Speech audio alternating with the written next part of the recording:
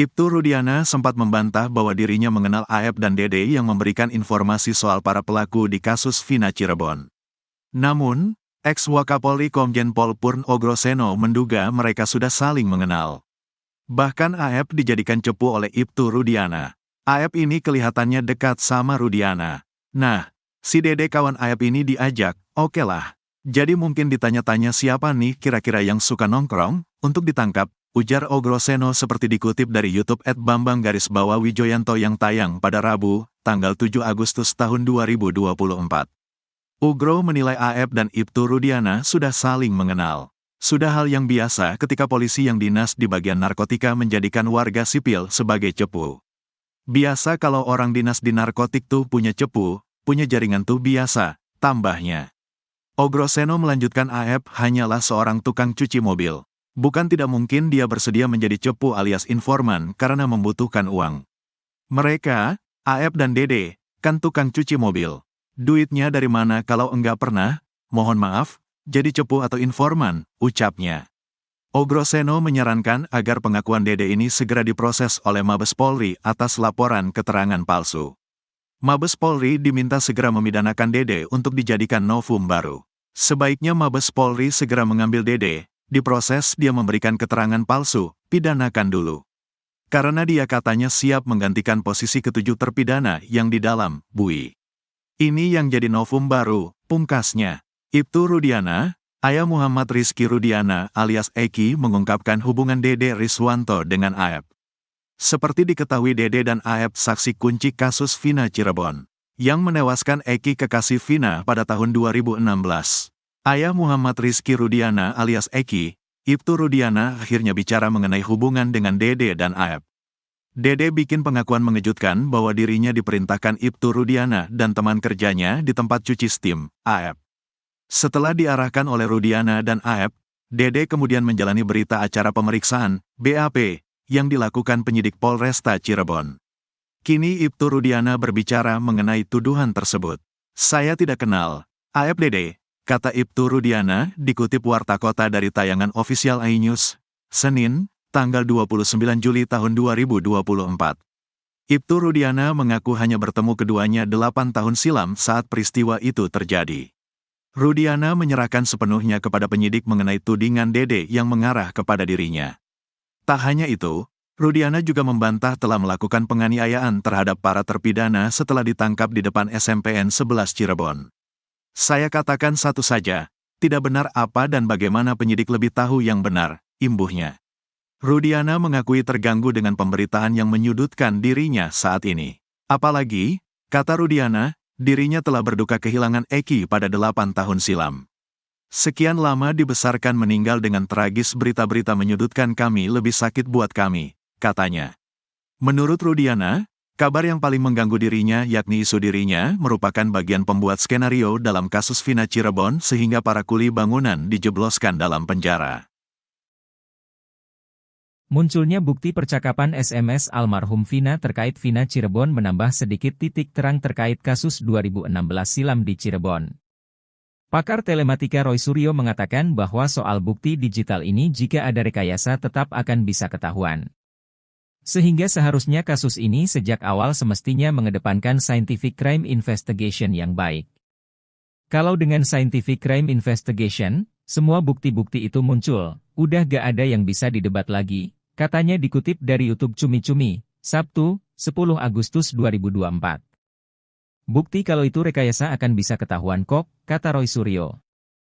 Contohnya adalah sosial media Peggy Setiawan yang hilang yang juga merupakan rekayasa.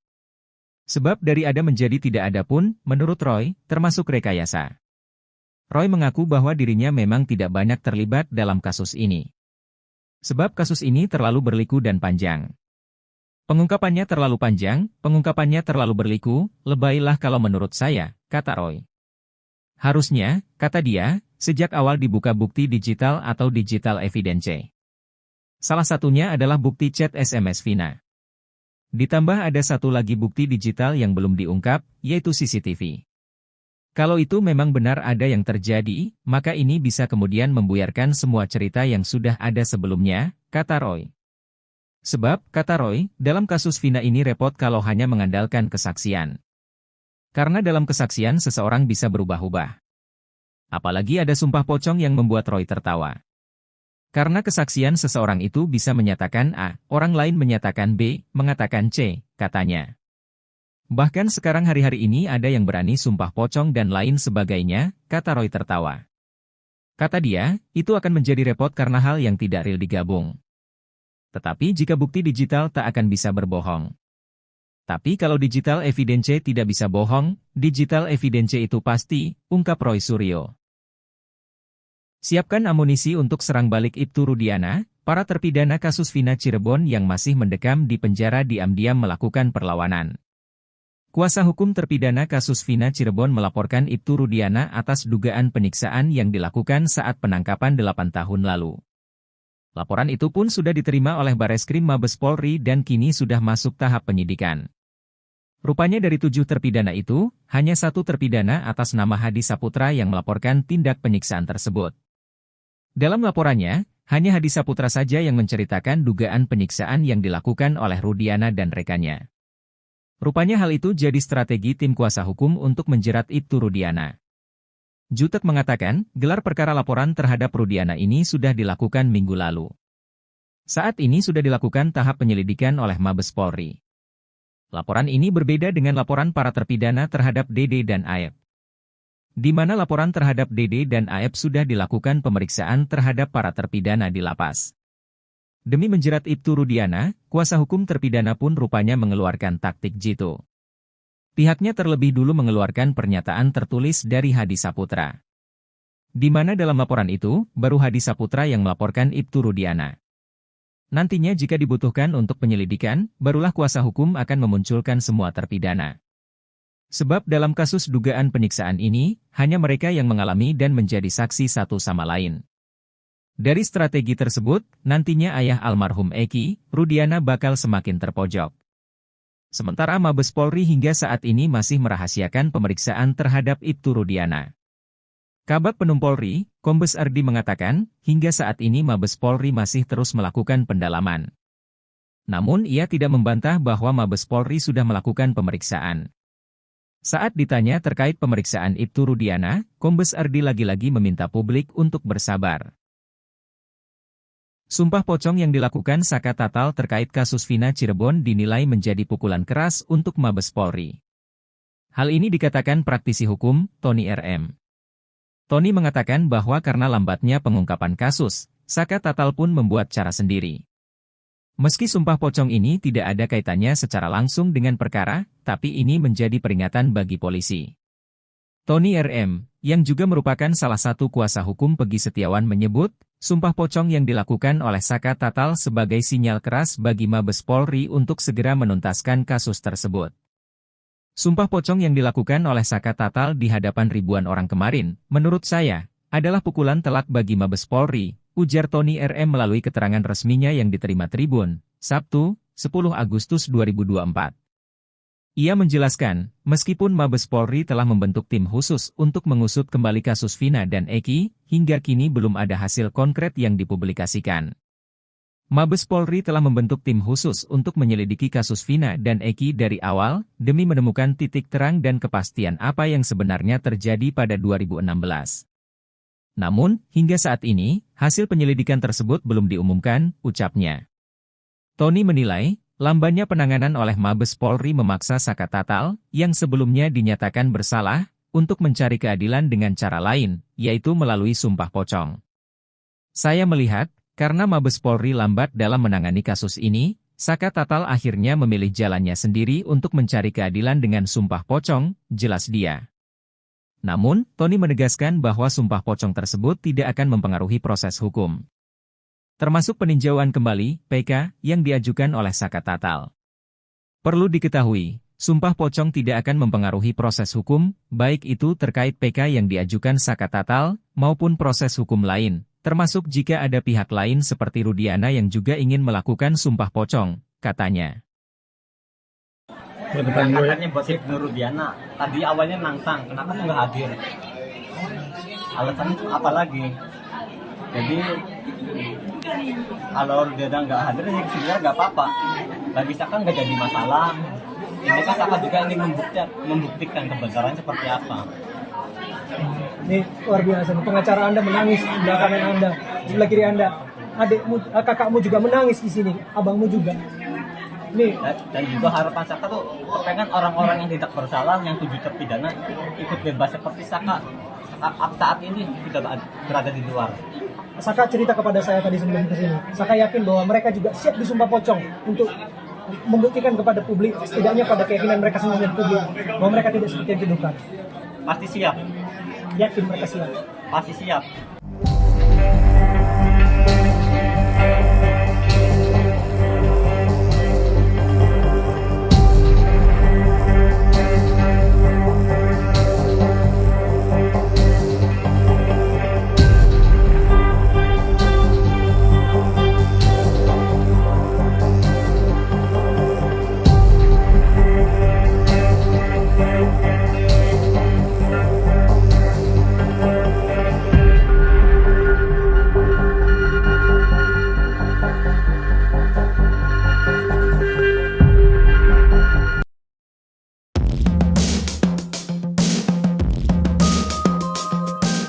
Pengacara Pegi Setiawan, Tony RM menyentil Mabes Polri terkait jalannya penyelidikan terbaru kasus kematian Vina dan Eki. Menurutnya sumpah pocong yang dilakukan Saka Tatal di Cirebon pada Jumat 9 Agustus menjadi pukulan keras untuk Mabes Polri untuk segera menuntaskan kasus tersebut. Bahkan ia mengecap kepolisian sangat lamban dalam mengungkap kasus ini. Sumpah pocong yang dilakukan oleh Saka Tatal di hadapan ribuan orang kemarin, menurut saya, adalah pukulan telak bagi Mabes Polri, ujar Tony RM. Namun, Tony menegaskan bahwa sumpah pocong tersebut tidak akan mempengaruhi proses hukum. Termasuk peninjauan kembali, PK, yang diajukan oleh Saka Tatal. Oleh karena itu Tony pun mendesak Polri untuk segera mengumumkan hasil penyelidikan terkait kasus pembunuhan yang terjadi 8 tahun silam. Kuasa hukum keluarga Vina, Raden Reza Pramadya, menilai sumpah pocong yang dilakukan Saka Tatal tak memiliki kekuatan hukum di Indonesia. Saka Tatal yang merupakan mantan narapidana kasus Vina Cirebon melakukan sumpah pocong. Poin dari sumpah pocong itu adalah, Saka Tatal tak terlibat dalam kasus pembunuhan atau pemerkosaan terhadap Eki dan Vina. Saka juga menegaskan, hal yang sama berlaku untuk 7 terpidana lain yang sekarang masih mendekam di penjara. Bukan cuma itu, Saka juga menyatakan, bersama 7 terpidana lain mengalami penyiksaan yang dilakukan oknum polisi saat ditangkap. Mengenai sumpah pocong, Reza mengatakan, itu merupakan hak mereka. Reza juga menegaskan, hingga saat ini belum ada informasi mengenai Rudiana, pihak lain yang terkait kasus ini, akan mengikuti jejak Saka Tatal dengan melakukan sumpah pocong. Menurutnya, sumpah pocong hanyalah bagian dari budaya dan tidak memiliki dampak terhadap keputusan pengadilan. Meskipun Saka Tatal telah melakukan sumpah pocong, keluarga Vina tetap yakin bahwa kasus ini merupakan pembunuhan berencana dan pemerkosaan, berdasarkan keputusan hukum yang telah inkrah. Selain itu, Raden Reza juga menyoroti kemunculan banyak saksi baru dalam kasus ini, yang menurutnya harus dipertanggungjawabkan di pengadilan. Dengan demikian, keluarga Vina tetap berpegang teguh pada proses hukum yang berlaku, terlepas dari upaya-upaya yang dilakukan oleh pihak lain di luar pengadilan.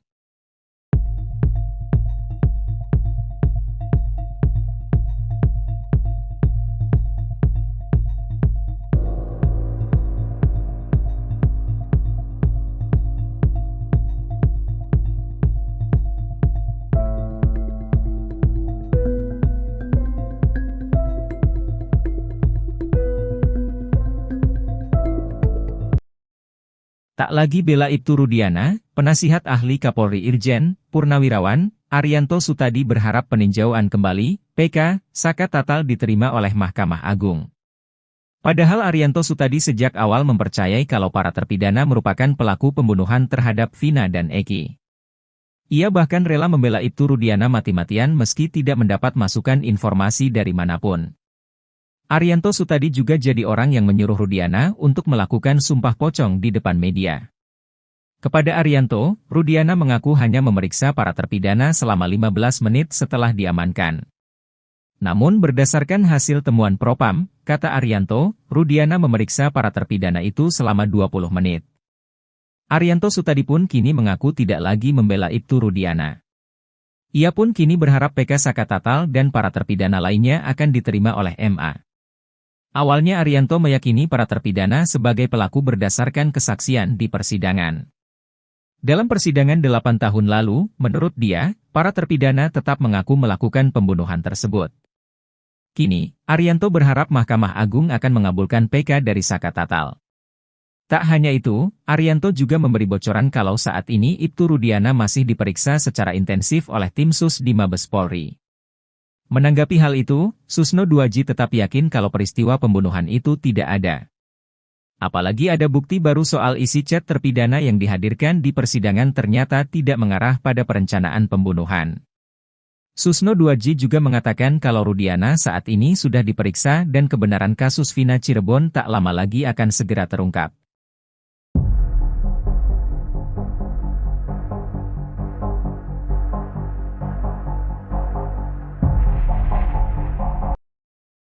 Bukannya minta maaf, anak buah Ibtu Rudiana yang paling sadis siksa terpidana kasus Vina Cirebon malah melakukan intimidasi. Bribka Gugun Gumilar, anak buah Ibtu Rudiana di unit narkoba Polresta Cirebon, disebut masih melakukan intimidasi atau bully terhadap adik terpidana kasus Vina Cirebon Eka Sandi, Aldi. Aldi bercerita meski kasus Vina Cirebon ramai menjadi polemik, namun Bribka Gugun Gumilar masih tetap membulinya. Aldi merupakan salah satu yang ditangkap rombongan Ibtu Rudiana dan Bribka Gugun Gumilar pada 31 Agustus 2016 silam. Aldi dituduh sebagai pelaku kasus Vina Cirebon. Meski disiksa secara sadis sampai luka parah, Aldi tetap tak mau mengikuti kemauan Bribka Gugun Gumilar untuk mengaku sebagai pelaku kasus Vina Cirebon. 8 tahun berlalu, ternyata Aldi masih rutin bertemu dengan Bribka Gugun Gumilar. Adik Eka Sandi ini bercerita sebelum dia menyebut nama di sidang PK Saka Tatal, Bribka Gugun Gumilar sering membulinya. Aldi bercerita kerap bertemu Bribka Gugun Gumilar ketika berada di bengkel. Saat bertemu Aldi, Bribka Gugun Gumilar sering melakukan intimidasi. Bahkan pembulian tersebut dilakukan Bribka Gugun Gumilar pada Aldi di depan banyak orang. Meski sudah melakukan penyiksaan terhadap orang yang terbukti tidak bersalah, namun Bribka Gugun Gumilar tetap tidak meminta maaf pada Aldi. Pun dengan Ibtu Rudiana yang tetap berkukuh tidak melakukan penyiksaan terhadap terpidana kasus Vina Cirebon. Dia berdalih hanya 15 menit membuat terpidana kasus Vina Cirebon mengakui perbuatannya. Ibtu Rudiana mengatakan memiliki dokumentasi soal kondisi terpidana kasus Vina Cirebon.